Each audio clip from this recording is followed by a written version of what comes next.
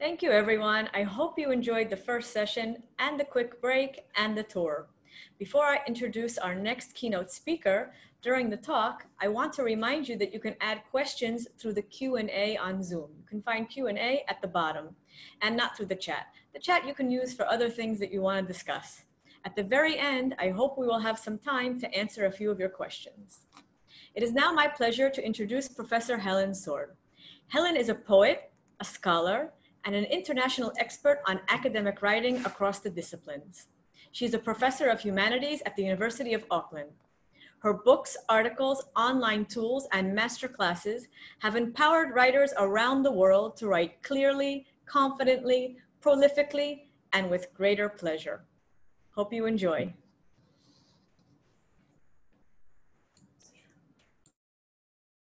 Hi, I'm Helen Sword. I'm talking to you from Waiheke Island, just off the coast of Auckland, New Zealand. And I'm delighted to be here today for this conference on blurring the boundaries between academic, professional, and personal writing. My interest in the topic is quite wide-ranging and deep. I've written several books on academic writing. I'll wave them in front of the camera for you, on sentence structure, on style, and finally on productivity. This is Air and Light and Time and Space, How Successful Academics Write. And so I'm going to talk to you today on the topic of gathering to write. I'll talk about what we mean when we talk about gathering to write, either in real or virtual space. I'll give you some examples of different kinds of gathering to write events. And finally, I'll talk you through the process of designing a successful gathering to write event for a particular purpose, such as, for example, blurring the boundaries. So let's start off with that word, gathering. What is a gathering? What does it mean to gather? The root of that word in English is related to the word together. So to gather means simply to come together or to bring together. It can be used either as an intransitive verb, we gather here, or as a transitive verb, we gather berries, we gather nuts, we gather people into a community of writers.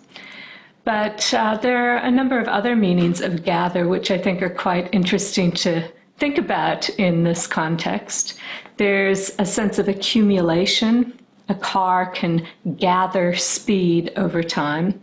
There's a cognitive, kind of abstract as well as a concrete meaning. So if I say, I gather that you're glad to be here, I mean, I infer, I understand, I believe. But there are also some quite concrete meanings as well. In sewing and tailoring, to gather means to bring together material in a particular kind of way, in a pleat that we can then sew. And in printing and bookbinding, a gathering is a cluster of pages that are nested inside each other, as in this notebook. So there's some wonderful both material and abstract meanings to the word, and I hope that you'll hold them all in mind as we talk about gathering to write. So what does it mean to gather to write? Well, in real space, it might mean that we come together in a classroom or a conference room or a cafe, and we write together in that same space, possibly with a bit of talking beforehand. Possibly we just shut up and write. And some of these sessions, when they're organized for particularly academic or creative writers who want to be more productive, the shut up and write model suggests that you're going to talk quickly at the beginning, maybe introduce yourself, but then you're going to shut up and write. There's an interesting spur to creativity and to productivity that happens, and many of you will have experienced this, when you're in a room with other writers. That doesn't happen when you're on your own. And so it can be a really productive way of moving forward with a piece of writing, even if you're doing exactly the same thing you would have done at home in front of your computer. Then, of course, there are virtual gatherings, and we've all come to have much more experience with virtual platforms than we probably did a few months ago. So gathering via Zoom, via various kinds of conferencing or learning management system software can be a way of being present in the same time and able to communicate with each other even if we're not gathering literally in the same space. And then, of course, we could think about synchronous versus asynchronous conferences and events and teaching, and ask the question, is that still a gathering if we come to the same website, let's say, at different times to write? Or is it only a gathering when we're all there at the same time, even if we're not in physical space?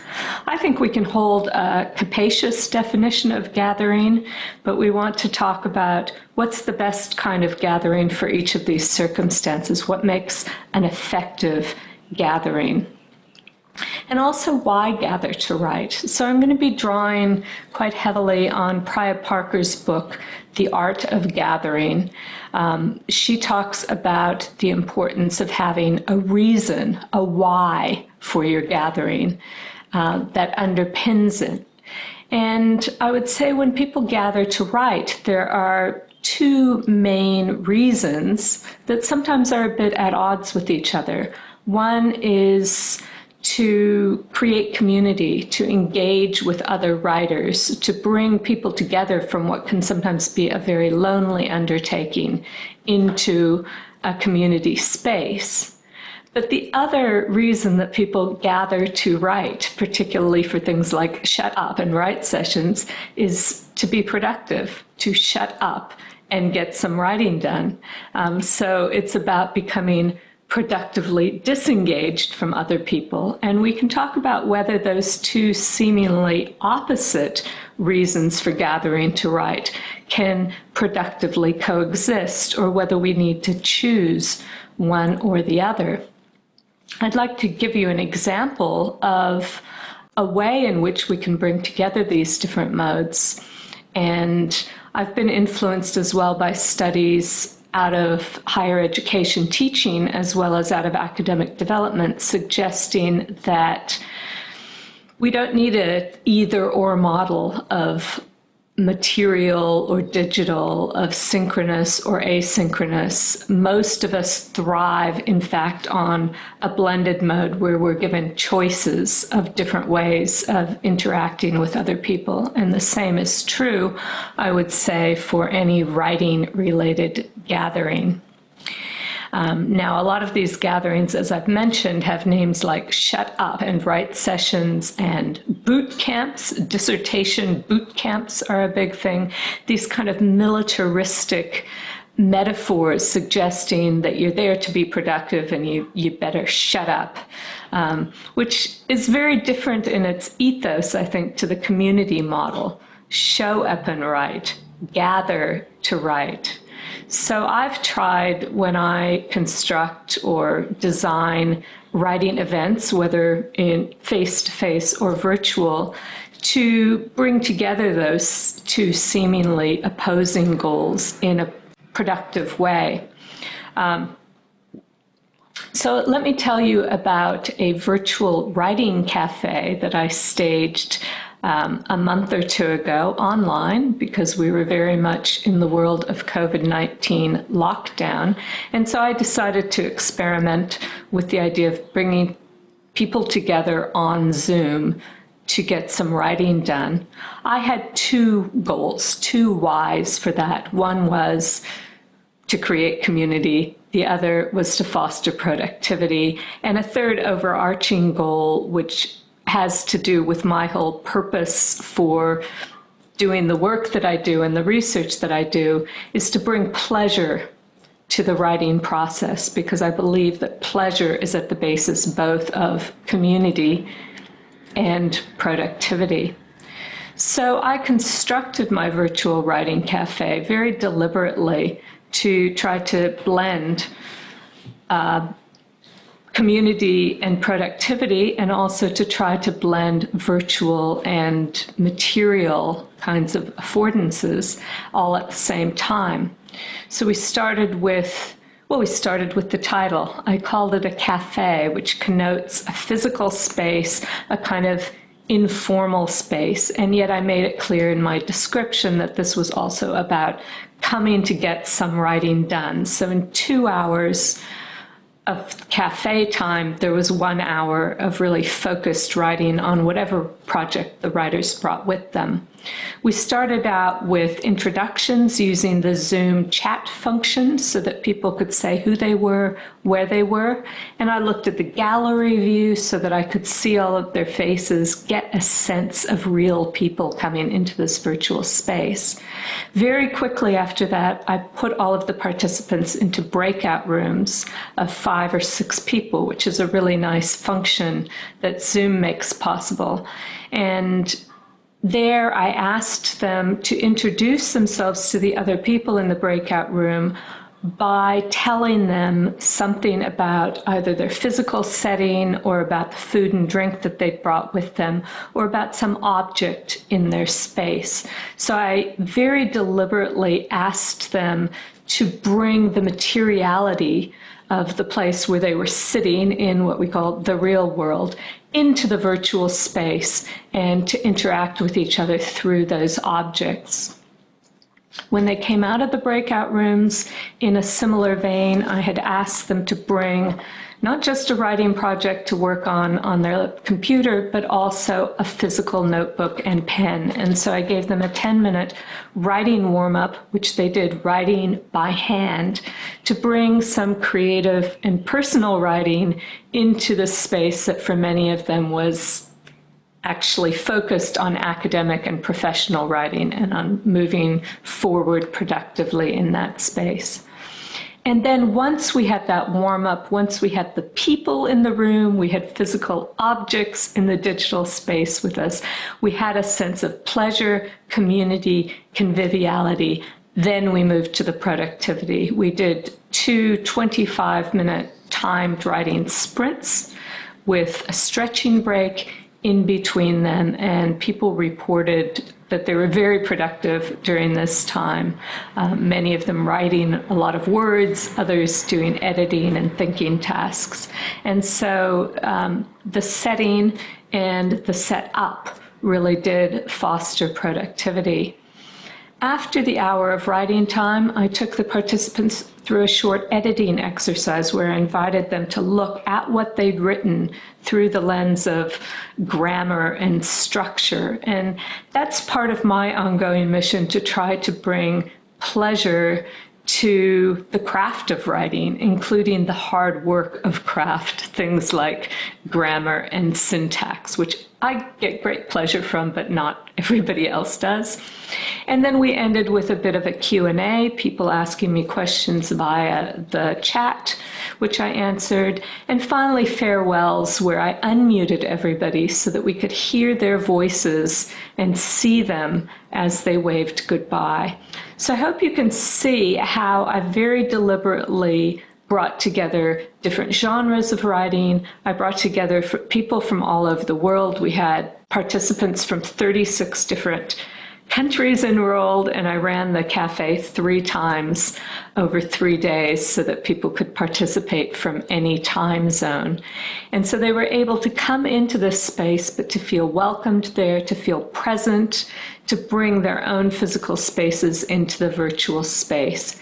And my goal of community, productivity, pleasure, I think was met very much so for many of the participants. That's because I designed the whole event very deliberately. And I want to talk now about how you might do that if you're thinking forward from this conference about designing, let's just say, for example, a writing gathering, a gathering to write session that follows up from this conference on blurring the boundaries amongst these different genres of writing. I'm drawing very heavily on Prof. Parker's book on the art of gathering, a wonderful book by somebody who started out as a conflict mediator and ended up developing some really robust and research-informed theories of how successful gatherings work, whether in face-to-face real space or online. The first step, according to Parker, is to define your desired purpose and outcome. So for my virtual writing cafe, as I said, the purpose was about supporting a community of writers in a way that fosters both productivity and pleasure in writing. So if your purpose is to follow up this conference by staging an event that deliberately blurs the boundaries between academic, professional, and personal writing, how might you do that? You would want to start by thinking about what's your outcome for participants. Do you want it just to be informational? They talk about how to blend the boundaries? No, probably not. You want it to be experiential. You want them to play with blurring those boundaries themselves. And you'd like them to go away feeling not just inspired to try something new, but actually transformed by the experience. They already have tried something new, and that's changed the way they think about their writing. Many academic conferences, by the way, do not achieve that kind of transformation. There's a lot of information flow, but we're mostly in a passive listening mode or a talking head presenting mode rather than actually doing in ways that will change our practice. So if that's your purpose, to transform people's writing practice, and by encouraging them to blur the boundaries amongst these different kinds of writing, you want to make sure that the design of your event embodies that purpose. So starting with the title, Blurring the Boundaries is an excellent title for a conference. It tells us exactly what it's about, what we'll be talking about. If you're doing something where you're trying to get the participants writing, gathering them to write and not just talk about writing, you might want a title that is more reflective of the doing and not just the topic. So something like Boundary Blurring Cafe or an experimental writing lab, something that signals immediately that they'll be writing. The venue, of course, needs to blur the boundaries. So if you're doing this in real space, you're not going to run a conference on blurring boundaries in a completely university space or institutional space, are you? Or perhaps in a completely community space. I would have thought you'd be thinking about how the venue can actually blur the boundaries and move between them. In virtual space, you have to get a bit more creative about how you might do that, but there's a lot you can do with imagery, with metaphor, and with the titles and the kind of framing of the different parts of your event. Of course, the invitation list needs to reflect your purpose. So if you want to blur the boundaries between these different kinds of writing, but you invite only academic writers, that's not going to do it. You can have some great conversation about blurring the boundaries, but you probably won't actually be enacting it. And of course, don't forget the why. Why are you doing this? You want to transform their practice. So you keep thinking about how you're going to do that. And one point that Prof. Parker makes is that once you've set up the conference, you also need to think about priming your participants so they know what to expect. They maybe do some things in advance. I primed my participants to bring coffee and tea and snacks and material notebooks to my virtual writing cafe. Otherwise, they might not have done that, and my attempt to blur material and digital realities might have fallen flat.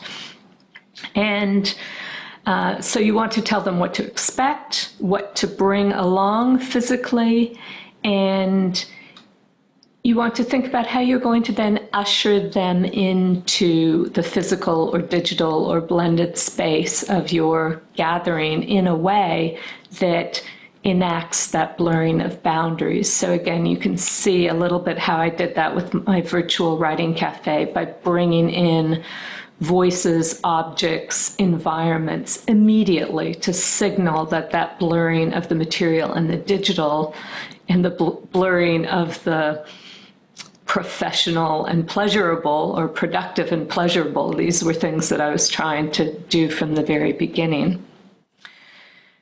So I hope that this presentation has given you some food for thought for designing actually any kind of writing-related gathering, whether or not it's a follow-up from this conference or just more generally something to, let's say, help your students or colleagues find that blend of community and productivity. Working on this talk has certainly helped me realize how much my own scholarship is very much a blurring of boundaries between academic and non-academic writing. That's what my book, Stylish Academic Writing, is all about. Between digital and analog platforms, which is something I'm very interested in. If you look at my website, which is, it's my Resources for Writers website at HelenSword.com, or my YouTube channel, which you can get to linked from the website, you'll see that both of them bring a lot of materiality into the digital space as a way of mixing together, blurring the boundaries between the material and the digital writing spaces. And most crucially for me, I would say, I'm trying, moving forward, to blur those boundaries between the discourses of productivity and community. We might say hunters and gatherers. I'd like to bring the hunters and the gatherers together in a place that embodies and acknowledges and blurs the boundaries between the values of productivity, community, and pleasure. Thank you. Thank you, Helen, so much. No, we both wanted to thank you, Helen. It was so wonderful. I'm sure everybody's already planning their gathering to write. And now Monica is going to share a couple of quick questions from our listeners. So it was extremely inspiring, and many of our listeners want to know if you will be holding more of these virtual cafes that they can join. Yeah, I hope so. If you go to my website, which is HelenSword.com, you can actually register to get links to the 3 versions of the virtual writing cafe that I already ran. So each of those is an edited 2-hour video that you can just play, bring your coffee and tea, and kind of reenact on your own, or you could even do it with a group of people, and you'll be taken through the same sequence of events and the same exercises. And I did slightly different preparatory and editing exercises for each of the 3. So they're kind of standalone virtual writing cafe after the fact. But I'd love to do some more live ones as well. It was really fun. So what I'm hoping to do is, keep running some events, which again, you can find out about by signing up for my newsletter, and maybe experiment with a few other formats too. You know, I'm somebody who thought 6 months ago, I would have told you that webinars are completely useless and that you couldn't possibly run the kinds of things, you know, a workshop type event, participatory event online. And now I'm a complete convert actually to Zoom, because the buzz of having so many people from all over the world writing together at the same time and in chat rooms with each other, it was really, really fantastic, and something that you can't replicate in a real cafe, as wonderful as that kind of event is. Yes, this move has been very educational for many of us. Another common question is, how do you achieve this pleasure when dealing with editing and grammar, all of these aspects that are not necessarily very pleasurable, like you said? Well, I think anybody, even if you love your work, you're never going to love everything about it, and that is the reality of life. But for my book on Air and Light and Time and Space, on how successful academics write, I interviewed 100 successful academic writers with success very broadly defined, and asked them all kinds of questions about their writing. But what came through to me really strongly was how much most of them actually do take pleasure in some of the things that other people might consider to be the hard work, particularly the crafting of the writing, the editing, the working things over again and again and again. Now, almost nobody loves dealing with peer reviewers, and there's certain kinds of things that are universally found to be difficult, and we might question the whole culture around peer review and some of those things when they're so awful for so many people. But there are many aspects of writing to which we can learn to bring pleasure, I think. And the way I see it is learning to bring pleasure to the challenge of the hard work. I encourage people to think about a hobby that you do, something that you do just for fun.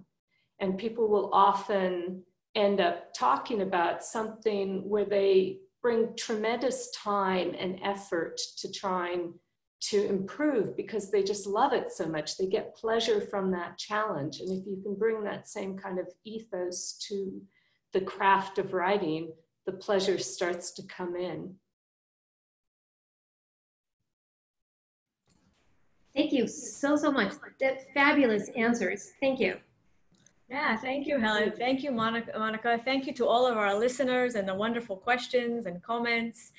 Start planning. And now it's time for a quick virtual tour. After the virtual tour, we will have the second parallel session and the third parallel session.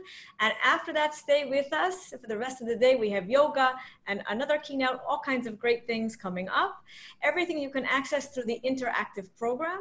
So you can go into the program, find the links for the lectures that you want to see, and stay with us. We'll see you later. And may I...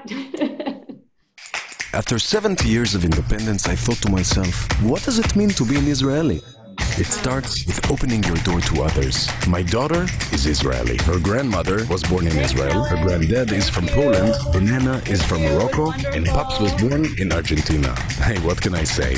We are a melting pot of culture and identity. Being Israeli means getting asked, what do you want to do after high school? After your gap year or uni? When will you settle down? Why don't you have kids? Why just one? Don't you want 3?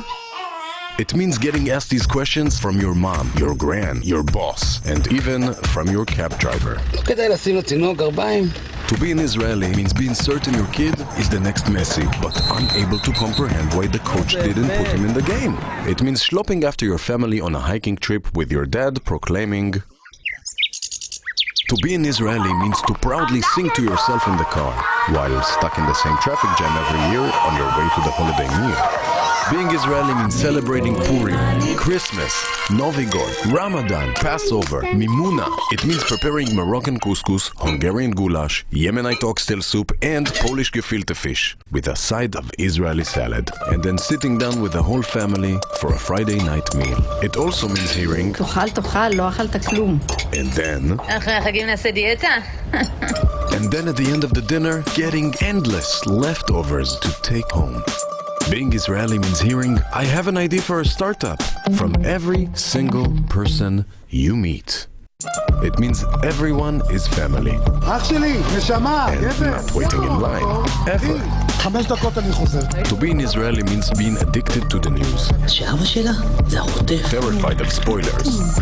coming to every party at your kid's kindergarten, but forgetting you're on the decoration committee. It's being proud of every Israeli success abroad. Wonder Woman, אחד.